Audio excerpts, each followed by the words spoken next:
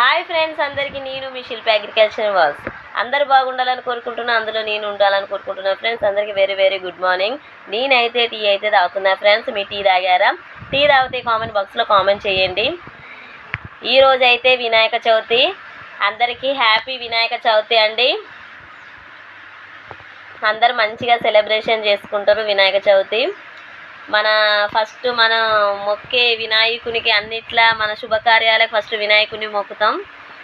అలాంటి వినాయక చవితి వస్తే అందరికీ ఆనందం. పిల్లలు అయితే చాలా హ్యాపీగా ఉన్నారు.